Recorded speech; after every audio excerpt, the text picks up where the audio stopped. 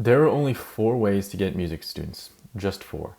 And most music teachers or schools are just doing one of them accidentally and wonder why it's not consistent. So in this video, I'm going to break down exactly what those 4 are, give my honest takes on which ones actually work, and give you also an opinion on which ones I think are worth pursuing and how to decide. So let's jump right in.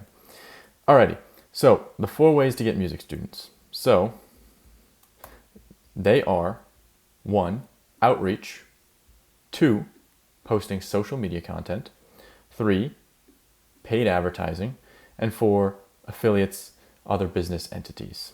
So I'll break down what each of these mean, so it's not as confusing, but yeah, let's jump right in. So number 1, outreach is divided into 2 categories: warm and cold. Outreach specifically is also one-on-one, meaning you reach out to somebody else. That's it. So it's one-on-one. It's not you reaching out to a ton of people at once. It's just you speaking to one person through one method, whether that's, text, call, email, whatever, just one-on-one, right? When we say warm outreach, we're specifically referring to where a connection and communication channel has already been established. So friends, family, etc. And when we say cold, we're talking about where there has been no communication before. These are people you do not know. They are cold in that aspect. So one very useful use case for a warm audience would be when you're getting started as a music teacher. You can reach out to friends, family, etc., try and get your reps in, try and get some testimonial videos, kind of work out the kinks in your process, use these proof points and testimonials to get more students down the line. Now, cold, you would definitely see a little bit more in a music school setting, but if you were to use cold, it would be something like a local email blast, reaching out to people you don't know with some form of deal or offer. Now, number 2 is just social media content. So the key thing about here, when we talk about posting social media content, is that it's free. You can do this 100% for free. So we can do this on any platform that allows you to post content. So that's YouTube, Instagram, TikTok, Facebook, and like I said, any platform that allows you to post free content. So what is a major downside about social media content, and it's just the nature of the game, is that time. It takes time. You have to basically grow your audience, and you'll start off getting 2 viewers, 10 viewers, 20 viewers, right? It takes a long time to get well established, but once you do, you find yourself in a very good position, especially as a musician or a music school. Now, also, one of the things you'll notice when you post content online is you're basically establishing trust with people before you even meet them. So these are people you don't know. These are people you are not actually physically meeting one-on-one, you're not speaking to, but you are establishing trust because you're giving them value and you're helping them, become better at, playing guitar or, whatever, helping their kids grow confidence with tips and tricks, or whatever it is, the content you're posting in relation to music, you are establishing this level of trust. You are also establishing proof that you can do the thing, proof that you can deliver music lessons, proof that your school is a great choice. And with these two in tandem, both proof and trust, this is a great method to go.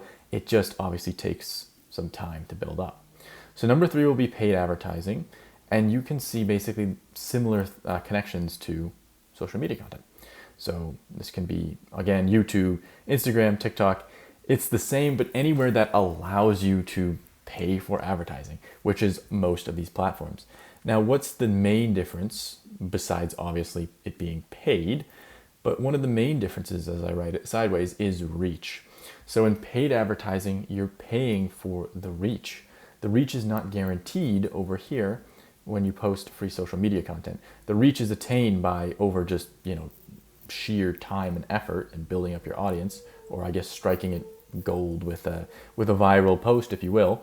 But in paid advertising, the reach is guaranteed. You pay with money to guarantee that you get a certain reach, which allows you to move much faster, especially when in comparison to social media content, and allows you to have more control of the situation, which are both great things. That being said, cost money, which obviously can be not as fun.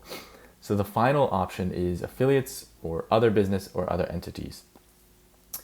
What this means is a little bit complex. I'm not going to go too in depth of this, but essentially it's just reaching out to other businesses or business like individuals, like maybe a sole proprietor, one person that has their own business, that are related by relation to what you do. So for example, from what I've seen, most music schools, depending on how they operate, roughly are made up of 70% parents and therefore their children. So 70% children. So you would want to target other businesses or business entities that are related to this exact target, which is parents, right? And parents who are bringing their children to some form of extracurricular thing. So some quick examples could be dance studios, martial arts schools, gymnast centers. As we kind of take a step back, those are kind of like very closely related. We can see tutoring centers, after school programs, and then one more step back, we get summer camps and youth sports leagues. So I won't go into too much depth, but very, very quickly, the key thing about this is you would want to set up some sort of incentive. And one thing could be, you could offer them for a dance studio, let's use the dance studio, one free lesson to the music school. And basically, or a try lesson, however you want to phrase it.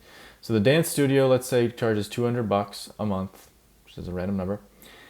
And now you can say, you still charge $200 a month, but every new person that signs up will also get one free lesson to the music school down the street, which is a lot more likely to hit, because by relation, dance studios are made up of parents taking their children to learn this new skill, new kind of extracurricular activity. Now, why would they take this? They're still charging $200, but now it's $200 and they can offer one free lesson as well. So you have strengthened their offer. They should be able to convert more people because there is more value in what they're offering and they haven't had to change anything. Now, this in itself isn't always enough to make, these businesses actually push this offer. So you would want to make it worth their time.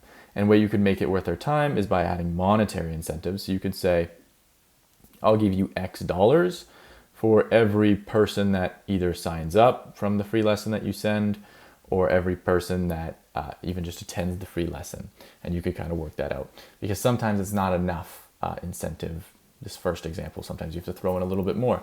But if you set something up like this and you have a good local presence, you can really get it going good. So a couple things, so those are the four, but a couple more things to touch on very briefly.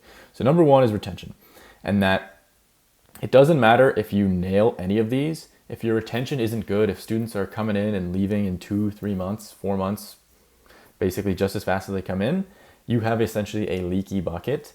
And it doesn't matter if you've got, the best social media content in the world and you got students knocking down on your door. If you're losing them in 2 months, you got to figure that out first, honestly. Now, another quick note is referrals. Referrals is kind of another medium that you can get students into, but it's kind of like a chicken or the egg. Technically speaking, you have to get your first students through one of these 4 methods here first, and then eventually you can get referrals from that, right? And which one? So which one should you choose? My honest opinion is choose one. Don't try to do all 4 at once. It's not going to work. You are going to do them all bad. So try and choose one and stick with it for an appropriate amount of time, not like a month. Like stick with it for 2 months and like solid effort, and see how well it goes. And also try and pick one that you can stick with and give a good effort. If you're very finicky with spending money, maybe don't do ads because you're just not going to stick with it and it might not be up your alley. If you absolutely hate being on camera, it might be worth trying to push yourself out of the comfort zone to approach this, but maybe social media content is just really not going to be working for you. My point is just pick one and stick with it. So that's it. These are the 4 ways to get music students. They are once again outreach, warm or cold, posting free social media content, paid advertising, and affiliates. So hopefully you can use this and you've gotten some value out of this. I will say I have a video on my channel as I have had the most success with number 3, paid advertising to get music students. So I will link that video somewhere here and you can check it out if you'd like. Just kind of a brief rundown on the core elements to actually execute a paid advertising strategy as a music teacher or music school. But yeah, hopefully you took some value from this, and you can check out this video if you'd like, and best of luck.